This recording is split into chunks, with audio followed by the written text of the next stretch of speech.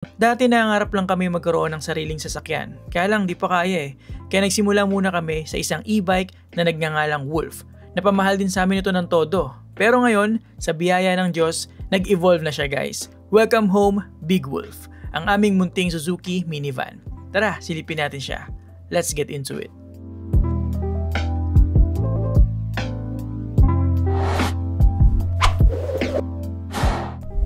What's up, brolies? Welcome back sa ating Tagalog channel. So medyo kakaiba yung video natin ngayon kasi finally, after almost 5 months, dumating na sa atin si Big Wolf, itong ating Suzuki DA17V na minivan. So January 25 ko siya dinown payment kay FC Cars Minivan Manila, and then dumating siya June 16. So 5 days pa lang, 5th day pa lang natin ngayon. So in today's video, simple lang naman, hanap lang tayo ng lugar na tahimik at hindi ganun kainit para mabigyan ko kayo ng minivan tour. So ikutan natin tong ating van, okay? And then sa mga susunod na araw, bibigyan ko kayo ng mga iba pang content like magkano inabot, gaano katagal, nasabi ko ng gaano katagal pero magkano yung inabot, ano yung mga entire process niya para makakuha ng minivan. And then sa mga susunod na araw naman is ano yung mga naging issue. Syempre surplus lang naman ito eh. So may mga, kahit pa paano, may mga issues din, pero na-fix din naman. So madali lang din naman siya na-fix, and goods na goods yung after sales ni FC Cars Minivan Manila.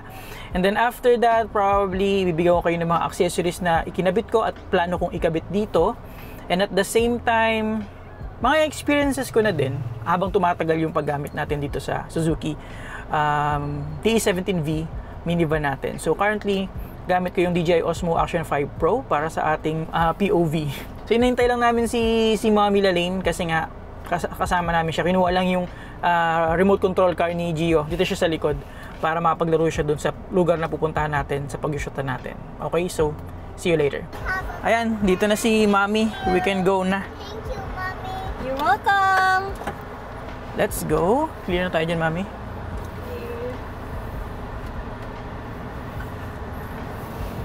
So, subukan muna natin sa may malapit sa chapel.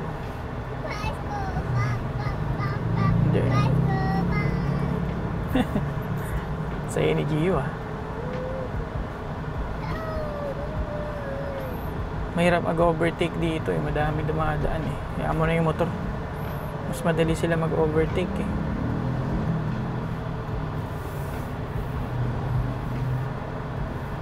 So, sa 4 days kong paggamit dito kay Big Wolf, masasabi ko na madaling gamitin tong minivan kasi automatic lang tong sa amin eh, straight-matic lang. Tapos okay yung steering niya. Responsive. Maganda yung pagkaka-convert ni FC Cars Minivan Manila. Tapos responsive din yung niya, mga pedals niya, throttle and brake. So wala akong problema dito. So far. Knock on wood, walang wood dito. Ayan. Pero tsaka yung aircon niya malamig din, di ba, Mami? Kahit number 1 lang, malamig. Let's play now, Hmm? Yeah, we're going here. Yeah, we're going to the chapel, right? Yeah, we're going that way. Yes. Okay. Sana may space. Wala. Malalaman natin mamaya. Wag lang mag-remote. Okay lang yun. Feeling ko wala. Ang maganda kasi dito, tahimik dito. Wala. May space tayo. Thank you, Lord. Tsaka maliwalas, oh. Mabait ni Lord sa atin. Mabait si Lord sa atin. Yes! Thank you, Lord. We can do it here. Ayan, pwede na to. Neutral. Alright, so dito na tayo, guys. Let's go.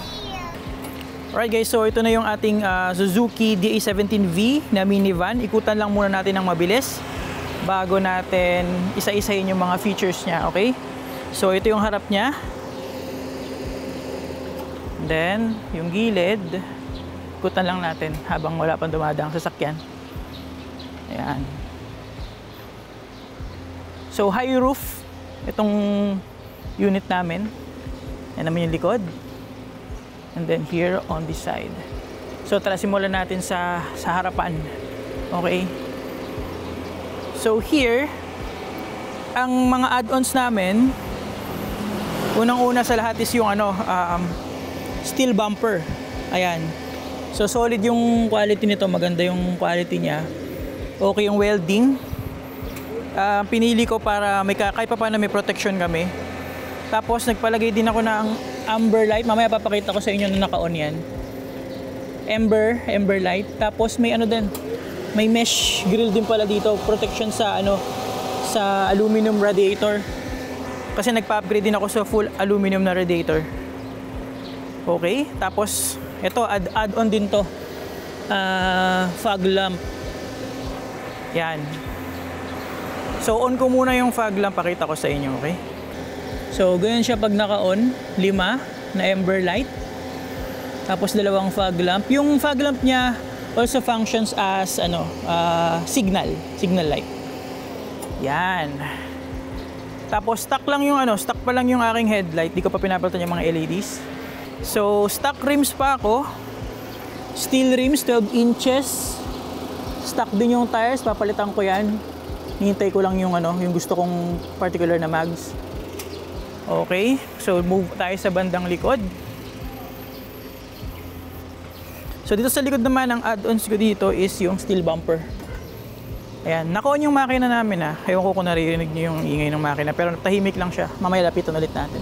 So steel bumper, pwede yan as the stepboard din siya. Again, protection para sa sa mga kung ano man. Alam niyo na yan. Okay, ito pa isa sa add-ons namin pala, spoiler with third light. So naging redundant siya kasi may 2 silang ilaw dito. Okay, so silipin naman natin ngayon yung interior. Tara. Start tayo sa So meron tayo dito palang extra sa side mirror sa baba. Naglagay na lang ko dito for blind spot. Open natin. So ito yung itsura ng interior. Converted na yung converted yung mga switches galing dun sa right side to left side. Lahat to nagpa-function. For example, yung auto fold. Ayan, gumagana yung auto fold niyan. Okay, tapos ito, accurate din to. For example, ito. Ayan, accurate din yan. Ganun din sa kabila. So, hindi siya baliktad. Okay. Ayan press ko left to left and right to right. Same with dito sa may likod. Ayan ganun din sa kabila. Pero dito sa likod, kalahati lang yung niya. Kasi safety for mga kids. Tapos ito, papakita ko sa inyo ng close-up yung gawa ni FC Cars. Yan, maganda yung pagkakagawa. And meron na rin ditong leather na door pads na minamatch nila dun sa upholstery. Tapos meron tayo ditong cup holders. Kasya yung ganito kalaki. I think this one is, nalimutan ko yung size, maybe around 32 or something. Ayan, tapos may na rin to, may kasama na rin pala tong tint, pero papalitan natin yan ng nano ceramic. So go na tayo dito sa ating interior. Meron tayong cup holders on both sides. Tapos meron ding aircon vent sa taas ng mga cup holders. Meron din tayo ditong lalagyanan. Ito yung switch para sa ating jet blower dito sa taas. Pero medyo maingay siya, kaya bihira ko lang ito gagamitin. Ito, paparinig sa inyo. Ganyan siya kalakas. May mga switches din dito. Ito yung para sa fog lamp, so off ko na muna. Okay? Then sa headlight, angle ng headlight, and yun lang, basic lang kasi wala tong hindi to 4x4, 4x2 lang to. So wala tayong switch for that, and wala rin tong RBS. Gusto sana namin, kaya lang hindi daw compatible yung windshield namin for that Tapos ang makagandaan dito, pina-convert ko na rin yung combination switch ko. So yung mga ilaw ko dito na sa left, tapos yung aking mga wiper dito na sa right. Okay? So nagpakabit din ako ng Conway OBD2 dito para sa ating mga gauges, temperature, RPM. Although may RPM din naman dito, pero mahalaga kasi dito yung temperature. Tsaka scanner na rin to guys para sa mga mga fault, malalaman din natin. So ito yung panel natin, 24.5 kilometers pa lang na under namin mula nung nakuha namin.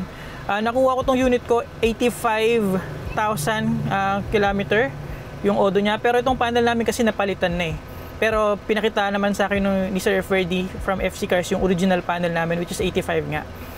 So ayun, kaayusin pa nila to actually. Ang issue lang naman nito is hindi gumagana yung mga letters di lumalabas. Pero everything else is working. So papalitan pa nila yan. Ayan. Again, tsaka ko nagkwento yung lahat ng mga naging issues, pero mostly na-fix naman nila agad in day 2. So second day pa lang nagpadala na sila. So meron tayo ditong libre na 7 inches na Bluetooth na touchscreen. Ayan, so may ano yan, may radio, may saka pwede ka kumunik dito sa Bluetooth mo nga. Ayan. Okay, so papalitan ko pa yan ng 9-inch na may 360 camera, hopefully pag nagka-budget. So ito naman yung kanyang shifter. Dito pa rin sa kabila, pero hindi naman problema sa akin yun kasi abot ko naman, napakadali lang din naman yung abutin. Ayan, tapos nandito yung ating mga controls, aircon. Itong dalawa hindi na ito gumagana. Basically yung gumagana is AC button na lang and yung yung blower. So 1 to 4. Pero nag-automatic naman namamatay yung compressor pagka nakukuha niya na yung lamig niya. Ngayon, nagdagdag ako ng thermometer dito. Naswak sa space niya dito. Galing lang sa Shopee. Yan. Tapos tingnan yung dashboard Mamaya ikutan natin sa kabilang side. Pero ito yung side na to. Back to original lang siya. Hindi siya glossy. Yan. Maganda yung pagkakagawa ni FC Cars. Ito naman yung steering wheel ko. Bumili ako ng steering wheel cover. This one is, ang brand niya is Enma. Pero binaligtad ko siya kasi may emblem dito, di ba? Naduduling ako pag nasa harapan ko siya, so binaligtad ko siya. Maganda to. Makapit siya and sobrang sikip niya, so hindi siya dumudulas. Maganda. Tsaka may mga ridges siya dito. Ayan, ito yung isa sa mga ako na yung nagdagdag. Okay? Tapos ikutan muna natin yung ito muna, pakita ko muna pala. Meron tayo ditong sun visor and meron tayong compartment dito. Ayan. Marami kang pwedeng ilagay dyan sa taas. Ito yung isa sa mga gusto ko dito. Okay, tapos may mga handle din dito. Tapos ito yung mount ko kanina for the camera. Tapos yung makina niya nandito, saka ko napapakita sa inyo. Pero in terms of upholstery, ang pinili ko is black lang. Para simple lang siya. Diba? So punta muna tayo dun sa passenger side. Ayun pa rin siya. Saan naman natin yung passenger side. Ayan, sa passenger side same lang din naman. Ayan, may door pad pa rin siya dito. Converted, gumagana to, syempre. Ayan. May bottle holder and everything. Tapos ito na yung dashboard niya, kita nyo. Guys, parang back to stock lang talaga siya. May texture din siya. Ayan. Hindi siya perfect. Pagka sinilip mo siya ng talagang didikit mo yung mukha mo, makikita mo yung mga imperfections. Pero sa ganyang distance, parang brand new lang din siya. Okay. Ayan yung ating 7-inch, I think. Ayan. Tapos, ito. Tapos nandito yung natin. Gas tank opener. Hindi ko na din pina-convert kasi lagi ko naman kasama si Mrs. So, it's not really a big deal for me. Ayan. Open natin. Yan lang siya. Ito siya sa kabila First time ko magpagas kahapon and hindi naman kami nahirapan kasi dito nga si Mrs. So, namumove yung namumove to Namumove to forward and back. Same with dun sa same sa driver side. Yeah, bigat. Yan, namumove yan pareho. Okay, so let's go naman dito sa sliding door. Yan, So napakaluwag niya, guys. Dahil sa mga 17V or mga van, hindi na move tong second row, hindi na move forward and back. Lang siya, nabababa mo lang siya. Ganyan. Pero hindi siya na-move. Sa mga wagon, mga D17W na-move yan. So, kasyang-kasya yung car seat namin. Car seat ni Gio. Meron pa tayong armrest dito. Okay. Punta natin sa kabilang side para mas makita nyo mabuti. May kasama na rin palang carpet from Japan. May plastic din na siya na stepboard dito. Yan. Okay. Ito pala, may armrest din pala dito. Nakalimutan kong bagitin pero mukhang nakita nyo na naman. Since naka-foot brake siya, maluwag yun dito. Wala tayong handbrake dyan. So yun yung isa pa sa advantage. Mamaya papakita ko sa inyo yung mga pedals pala, nalimutan ko. So let's go here quickly sa side. So ito yung car seat ni Gio and may child lock din pala yan dito. So bumili si Mrs. ng protector para sa pet to, actually para sa mga aso. Kung sasama niyo yung mga aso niyo para hindi masira yung leather kasi synthetic leather lang to Alam niyo naman napupunit yan, 'di ba? So naglagay kami niyan para safe yung upholstery kahit gumamit ng car seat. Okay, so ito yung jet blower. Kaya ito yung napili ko kasi mas gusto ko yung itsura niya compared dun sa mga plastic fan lang. Kaya lang yun nga, maingay siya. So bihira lang namin siya gagamitin. Baka maglagay pa kami ng fan dito na extra. So ito yung upholstery niya, medyo madumi lang kasi sinisipa ni Gio. Alam mo naman ang mga toddler. So ayan, may pocket din yan. May bottle holder on both sides yan, okay. Tapos yung may door pads din pala siya na nakamatch din sa upholstery. So pakita ko lang muna yung pedals before we go sa likod, okay. So ito yung pedals niya. So foot brake siya. Nung una akala ko mahirapan akong gamitin siya pero hindi. Kasi pag dinisengage mo yung foot brake, tataas siya ng mga hanggang dito eh. So out of way naman siya, hindi mo siya maaapakan pag gumaandar ka. Tapos ang conversion ng sa akin is okay. Ayan. Pinturado lahat, bali steering column yung ginamit. Pinturado lahat, may sariling bracket siya na naka-bolt sa chassis. So hindi siya welded directly sa chassis. So mas safe siya, mas sturdy, and mas madali rin siguro i-troubleshoot pag nagkaroon ng problema. So hopefully hindi naman. By the way, may hook pala dito pero basically useless naman siya kasi for passenger dapat to eh. Pero since driver side na siya, hindi siya pwedeng gamitin or hindi safe gamitin, tatama sa tuhod mo. Okay, so what else? Let's go na sa likod. Mamaya ko pa ibibigay yung mga details, okay? Pero punta muna tayo dito kasi isa to sa mga okay. Napakalaki. Pakaluwag. Boom. Ayan. So, dito pa pala yung bag ni Gio, baba mo. Lilipat muna natin sa kabila. Ayan, so going back, ayan na siya. Ganyan siya kaluwag. Nagpadagdag ako ng dalawang storage dito na pwede ring upuan. Lalagyan ng mga pagkain, lalagyan ng mga tools, mga spare parts and everything. So napakaluwag niyan guys. So pag tinanggal mo yan, pwede ka pang maglagay ng mga gamit diyan. Yan si Gio. Laro ka lang muna diyan, buddy, ha? Daddy's just making a video here. Say hi muna. Say hi. Oh, play with Gravedigger na. Ngayon papakita ko naman sa inyo kung paano to ifa-flat yung mga upuan kasi yan. Maluwag pa talaga yan. Andito pala yung mga tools. Hindi ko nang malimutan. Ayan, so meron diyang jack tsaka mga pangpihit. Ayan, so may kasama na yan. Meron pa dito isa na tools din, pangpihit din yan. So ayan. Ngayon, alisin ko muna yung car seat para mapakita ko sa inyo kung paano na-fold flat yung upuan nito in case na gamitin nyo siya as for camping. Para pakita ko sa inyo kung gaano kadali itupi yung seats. So, fold down nyo lang na ganyan. And then, hilahin nyo lang dito. And then, pwede nyo na siyang ibaba. Yan, kabila naman. So, mabilis lang. Diba? Fold down. Hilahin mo lang dito. Yan, pag nahila mo na. Yan. Ganyan lang siya kadali. Okay. Nahila ko lang ng konti yung carpet. Yan, oh. So ayan na guys, so hindi siya sobrang flat gaya ng mga straight seat na D17, pero pwede na yan, diba? Ayan, so pwede ka maglatag dyan ng latag ng mattress, siguro mga double size. Ayan, okay, so silipin natin ito sa side na to. Inalis ko muna yung mga upuan para ma-imagine nyo nang mabuti, ma-visualize nyo mabuti yung gano'ng kaluwag. And sobrang luwag nyo. So may kasama na siyang matting. Yan. Yung battery niya nandito. Wala nga lang siyang opening for the battery. Yun ang problema pagka wala siyang quick access for the battery. Yung ibang builder nagbubutas diyan eh. Tapos parang naka-zipper lang or naka-clip lang. Now in terms of dito naman, may mga door pads din siya. Naka-match din sa upholstery. Same dito sa taas. Ayan, naka-match din. Ang ganda ng pagkakagawa ni FC. And then at the same time, meron din tayong felt na headboard. Option yan. Pwedeng gusto mo kung original lang, pwede rin naman yan. Libre na yan, kasama na sa package. Okay? So, napakaluwag guys. Pakita ko sa'yo, pasok ako sa loob.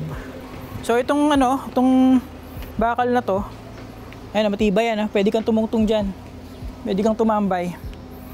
Pagka nakatambay ka lang sa, halimbawa sa mga park, ganyan, pwede kang tumambay na ganyan. Tapos, punta siya kakaba. Lang ako, 5'2". Kasyang-kasya. Kasyang-kasya ang 5'2". Tapos pag dito naman, sandal ka, sobra-sobra pa, oh. Luwag-luwag pa dun, oh. So maluwag talaga. Pwede kang maglagay ng bike, dalawang bike, tsaka motor, pwede ka rin maglagay dyan. Tapos pwede kang maglagay ng mattress dyan. Kung gusto mo mag-camping nang di nagte-tent. Tapos yung pinaka cover na ng likod mo, yun yung owning mo. Ayun na mo, mahaba yan eh. Oh. Parang owning na rin niya, maglagay ka ng dalawang upuan dyan. Diba? Pwedeng pwede na. So tara, balik ko muna lahat and then let's continue the tour. I-summarize natin pati yung specifications and magkano inabot. Okay? Tsaka another thing pa pala na na-appreciate ko sa build ni FC Cars is pag tinignan nyo yung loob, wala kayong makikita, hindi nyo makikita yung bakas ng dugtungan. Ayan o, dito sa taas yan usually. Siyempre naka-cover na yung iba. Pero dito sa baba, ganun din. Ayan o, hindi mo makikita masyado yung bakas ng dugtungan. Silipin natin ha. Ayan o. So may pintura din yung mismong bed ng chassis. Tapos wala, hindi mo masyado makikita yung yung cut dito. So malinis yung pagkakagawa ni FC. Tsaka yan, anti-corrosion din yan. Ayan, yun na-appreciate ko dyan. So dito, pwedeng may umupo dito ng dalawang tao. Malambot yung malambot yung seat niya, mami. Ayun o. Pwedeng dalawang tao, lalo kung short trips lang. And sa mga loob-looban lang kasi ang seating capacity nito naka-register is 5 lang, okay? So for safety purposes and for legal purposes, dapat 5 lang dito lang. Pero kung mga malapit lang, mga bata, mabilis na ride lang, pwede yan. Pwedeng maglagay na pwedeng umupo yung mga tao dyan, okay? Pero for safety and legal purposes, maintain nyo lang na 5 lang kayo, okay? Para hindi kayo magkaroon ng problema. Ano lang naman to, option lang naman to. And for storage lang talaga ang purpose ko, kaya kinuha ko tong back seat. Yun. So sabi ko hindi ko napapakita yung makina, di ba? Kaya lang ayoko na hindi kumpleto yung video natin. So ito yung makina. Yan, tahimik lang siya. Di ba? Yan. Tapos check naman natin yung kabila. Actually, ngayon ko lang to na-check eh. Yan. Meron naman siyang insulator dito pero baka lagyan ko pa yan ng extra. Silipin natin yung kabila. By the way, meron palang shroud dito. Sa ibang mga nakikita kong van, walang ganito eh. Ngayon lang ako nakakita nito. May shroud pala siya. Yung turbo, I think, nandun sa ilalim. Ayan. So, ito naman yung kabila. Dito yung ating filter. Tapos, nandito yung ating mga fuse pa. Ayan. So, tahimik lang naman siya. And hindi naman siya ganun kadumi. Pero baka ipa-engine wash ko rin to. Okay? By the way, bago ko malimutan pala, meron din palang cabin filter. Kasi yung ibang builder, walang cabin filter eh. Meron dyan sa ilalim. So, isa pa yun sa mga positive kay FC Cars. Tapos, yun nga, maganda yung conversion niya. Okay pa din napili ko. Kasi mas gusto ko yung okay kaysa sa baki-baki. Kasi malambot din naman siya and fewer turns. Mas konti yung ikot na gagawin mo pag mag-U-turn ka. And yun, mas sikat lang yung baki-baki pero para sa akin, okay napili ko. Kanya-kanya naman yan eh. Kasi yung client naman na mamimili ko anong conversion ang gusto nyo gawin. Pakita ko rin pala guys yung hood. Yan. Okay. Dito yung niya, yung bukasan niya kasi syempre ito yung dating driver side eh. Alright, so ito yung harapan natin. Dito yung coolant. Ito yung brake fluid. Dito yung wiper fluid. Tapos sabi ko nga kanina, nagpapalit na ako to full aluminum radiator kasi known issue sa mga minivan yung stock radiator na nagka-crack yung plastic sa taas, banda dito. So para no worries na ako, nagpapalit na ako ng full aluminum. Tapos may shroud din siya para sa wiper. Tapos lahat ng butas niyan, kung may butas man sa conversion is inayos din nila and nilagyan din ng mga sealant. Ayan, so kompleto. Nakapinturado din kung makikita nyo. Medyo madumi lang pero may pintura siya. Okay. Alright guys, so wala na yung kotse dito kanina. Paparinig ko na sa inyo yung makina. Yan, naka-on yan. And naka-on din yung aircon. So medyo maingay syempre pagka naka-on yung aircon. Pero ayan, hintayin natin tumigil yung tumigil yung ingay ng aircon para marinig yung makina lang. Kusa naman siyang tumitigil eh. Ayan. Nakapatay yung ano niya. Tahimik lang, di ba? Nag-on na ulit. Kusa siya on and off. By the way guys, ano pala to? Naka fully undercoat na rin pala to. Tapos, chinek din nila yung mga pang-ilalim. Tapos, may road test din to. Wala daw nakitang kahit anong problema. Okay pa yung mga brake pads, okay pa yung mga belt, okay pa yung mga suspensions niya and everything. Wala daw pinalitan. Kasi mababa pa yung odo nito eh. 85k lang nung nakuha namin. Kasi yung iba, 100 plus yung, usually, 100k plus yung odo. Pero, yung sa amin 85 lang. Pwede rin yun na negative kasi may mga iba na mababa yung odo. Pero, may sira talaga yung sasakyan kaya hindi na nagamit. Pero meron naman na sadyang maswerte lang na mababa talaga yung odo nakuha. Yung sa amin, hindi ko alam. Si Lord na lang bahala sa amin. Pero so far mukhang okay naman siya. Alright, so ikutan muna natin ulit ng isang beses pa si Wolf or si Big Wolf bago natin i-conclude ang video na to. So ito yung likod niya. Yan siya. Tanong natin. So stock tires pa lang and stock mags. Ganito yung harapan. Yan. Tapos, inalis ko muna lahat para makita nyo yung upuan. Para mas ma-appreciate nyo lang ano yung itsura niya pag walang car seat. Ayan. So, maganda yung upholstery ni FC Cars. Maganda pagkakagawa niya. And then, ito yung sa taas, medyo may kalat pa nga eh. Ayan. Ano pa ba? Pasok tayo sa loob. Yan siya. Yan ang view ng cabin. May mount ako dito for POV naman ng cabin. Yan. Nalimutan ko pala pakita sa inyo kung gaano kaluwag tong likod. Wait. Pakita ko sa inyo. Ayan. So, para lang makita nyo kung gaano kaluwag yung gilid. Yan siya. So, isang dangkal. Kabila. Pag may armrest, komportable. So, bantaas ng headroom dahil maliit lang ako. Ang laki ng headroom guys, tingnan nyo. Dahil 5'2" nga lang ako, diba? So napakaluwag niyan. Pwede pa ako mag D4 dito. Kasya dito 3 adult. Yan. Okay, thank you mami.